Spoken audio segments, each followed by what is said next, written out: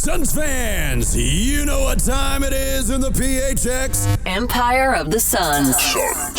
Phoenix Suns. The Empire of the Suns podcast is brought to you by Sonic. Sonic. Empire of the Suns. Hello there, and welcome to the Empire of the Suns podcast. My name is Kellen Olson, joined as always by Kevin Zimmerman. What's up? Hey, how are you doing? Better than the Phoenix Suns? Hey, I'm getting incrementally better, and can't say that about this basketball team, unfortunately. They have dropped 3 of their last 4 games, last time prior to since we recorded, I should say. And we looked at this homestand like an opportunity, a get-right sort of section, and it looked like they were trending in that direction. They win in Houston. They beat Charlotte. They beat Orlando. Those 2 games really, offensively and execution-wise, were on the right track. They beat Portland when Portland is playing pretty much no one. They beat Miami in a game that Frank Vogel called their best game plan execution, discipline, whatever you want to phrase it as, of the year defensively. I agreed watching it. Bradley Beal agreed. But they lost pretty definitively to the Clippers, who were just, it was one of those they're better than you games. Then they end up on the homestand with Memphis. Kind of this back and forth game of runs. They pull away in the mid-third. We're like, okay, here it is. The team without Ja Morant. It's about to get there.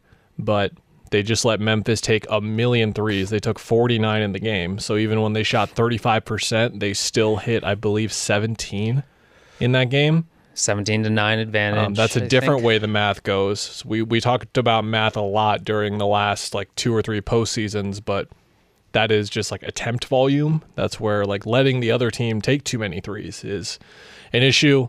And then they go on the second game of back-to-back back to LA after getting handled by the Clippers 5 days earlier. They play fine for 2.5 quarters.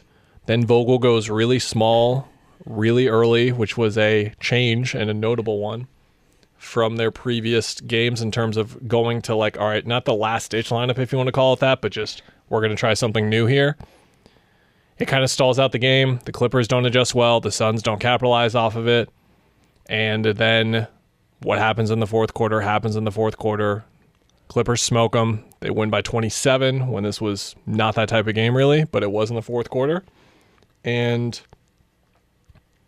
this team just is what it is right now. They are 19 and 18. They are 11th in offense. They are 16th in defense. Those offensive and defensive ratings are slightly misleading is what I'll characterize it as. They are 2 full points out of 8th for offensive rating, but then they are 2 full points out of 19th or 18th, I'm sorry, for offensive rating. And then with defensive rating, they're at 115.6.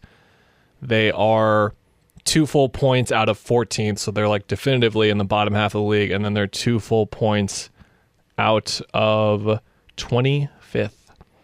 So they're in this kind of muddled up range of teams on both offense and defense that are clearly just average. And until we are proven otherwise, we are 37 games in, Kevin. This team is just average right now. That's all they are. I said this 2 podcasts ago.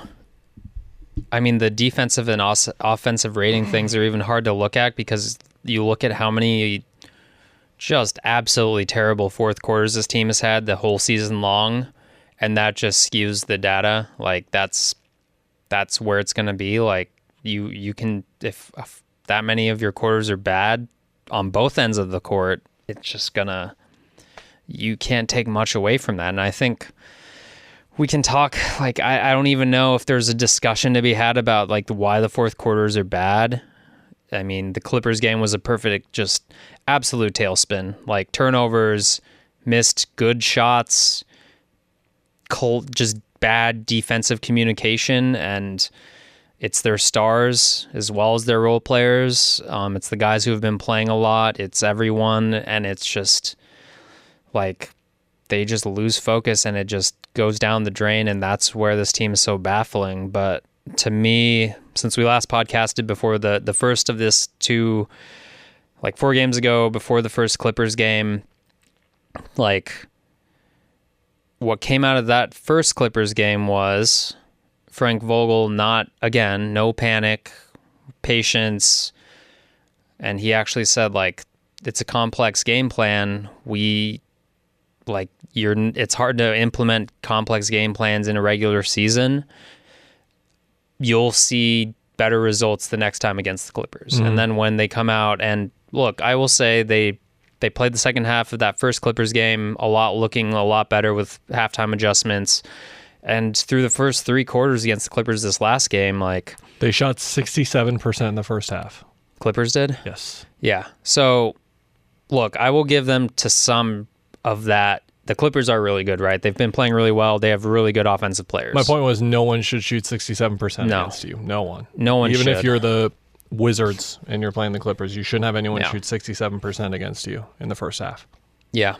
So when you see that, when the fourth quarter happens, and again, your offense goes off the rails, your defense goes off the rails, it doesn't look like you've made adjustments. It doesn't look like you've learned from the last game. It doesn't look like you're making improvements. And that's where that Clippers series, they don't get them until late in the season. So, like, I am looking at this series because that's, even from a big narrative perspective, like, we talked about firing Monty Williams, and, like, you better have a good hire in mind. And Ty Lue was linked to the Suns because he's that coach who can make in-game adjustments, who can make adjustments over the course of a series. Frank Vogel has that rep too, to some degree, but it circles back to your column you wrote like a month ago.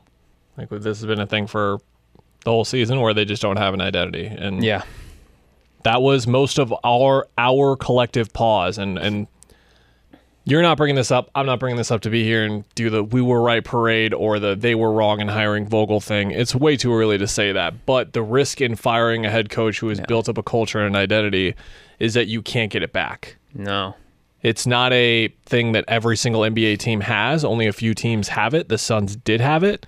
Now, how replicable was it with new players in? That's something that the Suns very likely considered and probably found some odds at, I guess I would say. I have to say, whenever we talk about this, and this is not sourced or anything. This is just me speculating when I say that type of thing. But we knew how they were going to play. We knew what they were about. And, like, you just don't know what this team is about, and you don't know how they play. I just don't know. And people, the thing that happens is, and I don't blame anyone for this. I'm not calling anyone out for it. In that third quarter, in that fourth quarter, they went back to a problem that was huge for them when the injuries were going on, which was, we're all going to stand around 5 out. Ooh. And we're just going to run ghost screens to get a matchup and then go at it, which is a big part of playoff basketball. It's a big part of high-level basketball, but it is something that you go to when you're good at it, and the Suns aren't even good at it, so I don't know why they're doing it right now.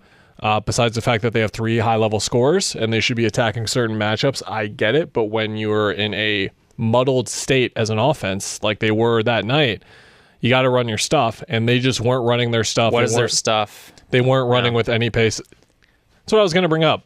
I think they kind of got stuff, Kev. I think that when their 6 best players are on the court and there's no one else on the court but the 5 of those 6 guys, they're really, really good in the first 3 quarters of the game. That's what I'll say. Their net ratings will back that up with, even without Beal, the Grayson, Gordon, Book, Katie, Nurk lineups had like a top 5 net, or maybe top 3 even. Even after that game really dipping down, because Booker was like minus 31 in that Clippers game, even with that game dumbing down the numbers a bit, or bringing them down a bit, I should say. 70 minutes now for the starting 5. That is Durant, Beal, Nurkic, Booker, and Allen. They have a 12.3 net rating, 127 offensive rating, which is exceptional, and then 115 net rating, defensive net rating, which is right around what the team is at. That's 5 games. They're 2-3 in those 5 games, by the way. Yeah. And in 70 minutes, and they're still just killing teams. The problem is when the start of the second and the start of the fourth quarters really hurt them, and this is the classic thing that drives me absolutely nuts, which is like when people pinpoint certain players, or like, why are they in? Why is that guy in? It's like they have no one else to play. These are their guys. Yeah. I'm sorry, but like Keita Bates-Diop and Chimezie Metu are going to start quarters.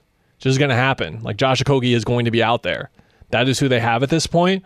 Those guys have been good to bad in varying extent, to various extents, but their issue right now is, and what I was getting to is what I know about this team, or what I think I know about this team, is that when those 5 of those 6 guys are out there and they're all out there together, no one else is in, they're really, really good in the first 3 quarters. I don't know what happens to them in the fourth quarter still. Those guys especially, I don't really know. But they're tremendous offensively, and they're pretty solid defensively. The numbers are right where I'm at, which is phenomenal offensively, getting there defensively. And they're phenomenal offensively while running a bunch of stuff. Everyone's flying around. Everyone's moving the ball, skipping. The ball movement had been better. Again, I don't know what happened at the start of the quarter. I don't know. Or what happened with the ISO ball. But to my point, and what I was bringing up is, like, a lot of people are tweeting, like, the Suns don't run offense. They're just out there. It's like they run offense, but you're just watching them when they're in the middle of a meltdown. And this is what they do in the middle of a meltdown. Like, you're the dad here, but I'm sure you can compare it somewhat to, like, when your child is having a meltdown. They do the same exact thing. And it's like whenever the Suns have a meltdown, they just don't run offense. And I don't know why. And you don't know why your kid's doing that. I don't know why the Suns are doing that, but they just He said do it. Mickey Mouse. I put Mickey Mouse on the TV. Just meltdown because it's Mickey Mouse. Can you stop crying? Yeah, I don't know. You got your applesauce 10 minutes ago, bud. I don't know you what can't to have do. 6 packets of applesauce every hour. Don't know. I'm out to see that. I'm trying. That was a good. That was a good metaphor. Yeah. I know dad stuff, man. We know that about them. We know that they are at best below average defensively as an entire team right now, because whenever other guys start to come in the game, I don't know why it looks so difficult for them to connect and play together, beyond the fact that they haven't played together a ton, but it is still at a level lower than it should be. They, at this point in the year, 37 games in, even if everyone was injured at different points, they should be more connected as a team than they are right now. Mm-hmm. So that really, really affects them defensively. And guess what? When they're giving up a ton of buckets, they have to play a bunch of half-court offense, and then things just stall out. And that's basically what that game was, is that once they started turning the ball over and then taking it out of their own net and running half-court offense, they were just trying to slow things down. And, like, why are you... It's this whole thing. So that's where I'm at. Below average defensively and bad some of the time. Pretty okay offensively, but when the 5 of the 6 guys are out there, they're pretty great. And that's in the first 3 quarters, and I can't explain the fourth quarter thing, and I don't know. So all of that together, muddled up into one thing, Kevin, is just an average basketball team right now. That's all it is. With a lot of talent. Yeah. I will say, yeah, so it's... When we say there are a lot of issues, a lot of them are fixable, and a lot of them are connected. When you fix the defense, you get more pace on offense. You're taking rebounds back to your own side of the court quickly. But to me, there's the meltdown part is its own separate thing that's not even related to whether their offense works, whether it doesn't work. Like, the meltdown against the Clippers was absolutely awful because it was turnovers by the Stars. I think Beal booked KD. Like, everyone's complaining about Beal, even though, I don't know. The other two are not playing well in those moments. They're responsible for those moments. Like, how many breakdowns? And I saw this with DA and Kevin Durant last year, where there's just bad communication, and it's always like KD's part of transition communication issues, or like after a turnover communication issues where they just give up on like, that's how it looks to me. And he's probably not the only one, but if the Stars are out there, they have to take some of that blame, and that's what it is. And again, it's weird because at other points in the game, they are moving the ball, they are playing defense, they are helping, right? So that's why it's so hard to pinpoint, because it's like some moments they look fine, and then others it's just a mess. I wanted to ask, like, it's not that I'm avoiding talking about the trade deadline, because we're only a month and a half away from that, and that kind of thing. What is there to talk about? Because they don't have many assets, but I guess I wanted to ask, like, did we misjudge the talent of this roster? Because I don't think we did, and I don't think every other analyst was like, they did pretty well. Like, I think they got guys who can, and that's why I put it on the coaching staff, is I guess where I'm getting at, because new players or not, you got to be able at this point in the year, especially with more of the bench players playing because of the injuries, where they're at least in sync and knowing what Frank Vogel wants. So that's the concerning part for me. It's not about whether they need a point guard or they like just don't have continuity yet, or the talent's not there. To me, it's really on the coaching staff. So I guess I wanted to ask, did you think the roster was misjudged as far as depth or talent or anything like that? I don't know, but Bol, shout out to him. Yeah. Really sucks. He was playing very good basketball for 2.5 games, and then he sprained his right ankle, and he's out for now. I don't know what the update is. We'll get it later today in terms of Thursday. Would assume that it's the typical timeline you see for a normal default ankle sprain. But he's like, I got really giant. It's funny because he's dribble tween, has he crossover Bol is what we know on TikTok and the highlights and what all the kids are watching. But he just he's just playing like an energy big. He's like, I'm just going to play super hard and try and grab loose balls and rebounds. And then they got across to him, like, shot selection, yeah. In the 11 times he had, I'm doing the Bill Simmons thing where it's like, these are the top 17 quarterbacks. Why is it 17, Bill? The 11 times that I saw him have to make the right decision with the ball or make like the right play, he just did.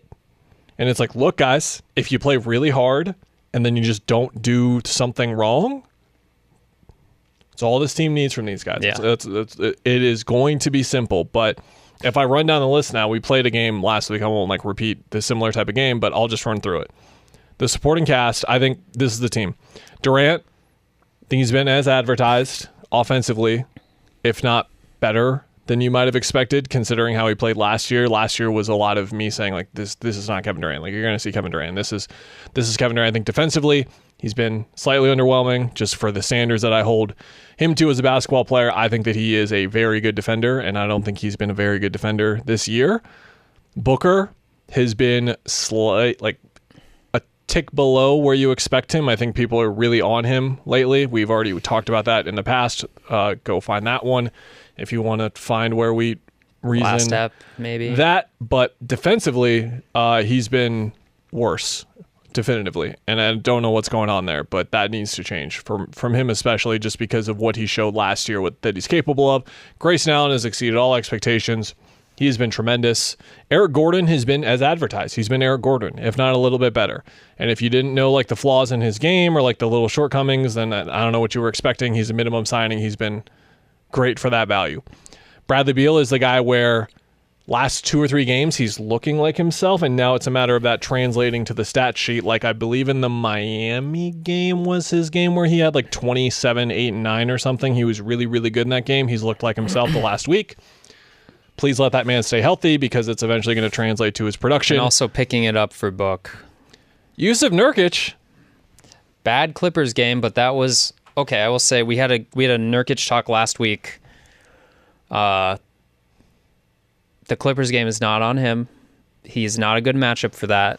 No. I think Dan Bickley said earlier, I missed DeAndre Ayton. I think I tweeted something similar, like they used to have a center who sometimes would show up for these games and be useful, and they just don't have anyone who fits, and that's not a knock on Nurk. That's just, he's not a good matchup for that. And so... But when teams are guarding them in certain ways, he opens up their offense. We saw that in the Memphis game to a certain extent, the Miami game as well. I'm going to stay on the defensive anchor, voice of defense, covering for guys. He's been fine. He's been fine. When he's not on the court, things like the fourth quarter happen against the Clippers, yeah. He's fine defensively. It gets worse, yeah. My point is, he's been better than expected. I had relatively high expectations compared to everyone else who thought he was trash and hot garbage. Not everyone, that's being crass. A select majority thought that this was not even a clear downgrade from DeAndre, which I still agree from a talent perspective, but was them stepping down to like someone who's not even like a starting caliber center, essentially. Yeah. He is a starting caliber center. It's just an incredibly deep position in the league right now. Okay, those are the 6 guys. Josh Okogie has not been the same player he was last year. Keita Bates-Diop has not been the same player he was last year. Drew Eubanks has not been the same player he was last year. Jordan Goodwin, it's tough to say that exactly because of what his role was in Washington compared to what it has been here, but not the same player he was last year. Nasir Little, he hasn't really been able to stay healthy. It's been an under-the-radar thing here, is that of all of these guys that I just mentioned, he's probably, outside of Chimezie Metu, put together the best collective season of the supporting cast, but he's having knee issues, and he just can't stay healthy. right now, and he hasn't stayed healthy or stayed in the rotation long enough for sustained stretches to prove that he is one of these guys. Yuta Watanabe has not been as good as he was last year. Chimezie Metu has been much better than he was last year, and he's been the lone guy there. I would say Bol Bol has been better than he was last year. Yep. Udoka Azubuike is in there as well. And then Saban Lee, that's a push. But that's the bottom line, is that a lot of these guys just have not been as good as they were last year. Like that's all there is to it with their supporting cast. And look, if this Drew Eubanks was playing like this in Portland last year, like I don't even know if he would have gotten signed anywhere, but he was really effective in Portland. Keita Bates-Diop showed a ton of signs in San Antonio of being capable of, at the very least, being the fourth wing on this team, which is all they're asking out of him right now. And he just can't get there. If Pop is trusting you to play that much on those young teams where he's just like a stabilizing force, and again, that's where I worry and say, why doesn't this staff trust him? Why hasn't he not picked up on things? He's hesitating on shots, maybe. Has he been awful on defense? I don't think so. Keep in mind, these are shots that are almost certainly every single one of the threes. I would say 95% of the threes this collective group has taken have been wide open. There's been no one around them, and they've probably been in the corner more often than not. Okogie, 24%, Bates-Diop, 28%, Goodwin, 29%, Little, 32%, Watanabe, 32%, Metu, 29%. Yeah. No one is shooting the ball either. No one is shooting the ball. Whenever Josh comes in, and Josh has been starting to look like himself in terms of impacting the game, he was great in the Miami game, I want to say. It was one of those later home games where he was really good. Random stat, he's leading the league in like guards who are getting charges in the lane or something like that. I saw on an Instagram post of a random analytics. Continue. He was like 0 for 2, but like 7 of 8 from the line, had 3 steals, 2 blocks, whatever it was. He was great in that game. But when he's out there, they're just leaving him. They're not even playing him. And now Clippers, he's not even shooting them. The first possession, the Clippers just left him. There was one against Memphis where not only was no one really there, but they opened up the baseline for him. He just could have drove, and he wasn't driving. And he's been good with those drives. We've noted it, and he's been better about it recently. They used him as a roll man a little bit in the Clippers game, which I think they need to do more. And Ty Lue basically was like, yeah, we just played him like he's a center after the game. Yeah. So until those guys are able to connect defensively and provide value defensively to the team defense, it's a huge struggle for all of them, because offensively no one is providing a thing. No one. Yeah. So that's all it comes down to. If your big three isn't playing out of your mind, we could have said this coming into the year. Like, all of this hedges on how well the big three is playing anyway. But especially when the role players aren't producing, it's on how all three of them. I think Durant has been fine, again, to the Kevin Durant standard, who is one of the 5 best players in the world right now, one of the 10 to 12 best ever. Devin Booker, who I picked to win MVP this year, I think he was underwhelmed, and Bradley Beal, mostly because he's been hurt, has not been the guy that he was supposed to be. Throw that all in together, throw this here. It's really easy to see. It's like it's not point guard stuff. It's not picking this guy over that guy.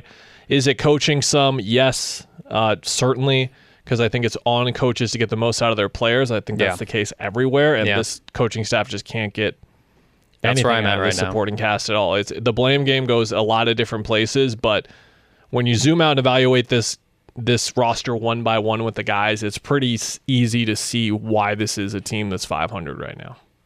Wow, that was a really good bring it all together moment. Good job. It's like a Seinfeld episode. Hey man, we said the same thing in a different way for 4 straight years. I can do it for 1 full season. That's true. It's become part of the deal at this time. I wrote a story. Oh yeah, sorry. Let's turn our attention to that real quick. Go read it. I'll let you talk on it. ArizonaSports.com. What makes an elite shooter? Suns own shared jump shot origins. All 5 of these guys, Booker, Durant, Beal, Gordon, Allen, they were all very nice with their time. Gave me 2 minutes while we were walking places. And you walk a lot for your job, by the way. I do be walking circles, yeah. I do be putting in the steps. I'm a pacer naturally anyway. You know that I'm an anxious person. I don't like sitting still. Whenever you're talking and I have to sit here and not do anything, I got to be looking at something on my laptop or I'm going to go crazy. Asked them all the same 3 questions. Got really fun stuff.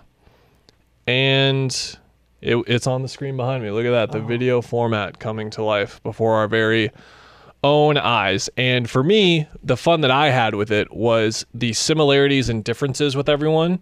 I think it was really cool how how Brad and Eric, you look at how they shoot, and then you mirror that with their answers to like, what do you think, what are the fundamentals you stress, is what I basically said, is like when someone young or old asks you like how to improve their jumper, what do you talk about? And then both of them were like feet, base, that's it. Yeah. Katie gave a delightful answer, which was ended with like some solid fundamental stuff, but it was just basically like, yeah, when I was a kid, like I wanted to shoot the ball and drop my hands back right away like Jason Williams used to, which led me on a 2-hour YouTube rabbit hole of finding a clip of Jason Williams doing that, because I knew he had done it. I was with Kate. Katie was like, he's done that, right? I was like, yes. And then I just tried to find it. Went through 2 hours. I found like an awesome channel that has like 1,000 views for all these. I feel like he would old drop Jason him in Williams hop game or something. He would just shoot, and then immediately, like before his feet hit the ground, his hands were already at his side. Like he was like, that's going in, I don't need to see it or whatever. It was his version of Steph going away. By the way, White Chocolate, you just watch like the mixtapes of his passes and everything. He was a pull-up 3 guy before pull-up 3s were much of a thing, much like Abdul Rauf. Same thing, where like take those 2 guys and put them in today's league and they would be awesome.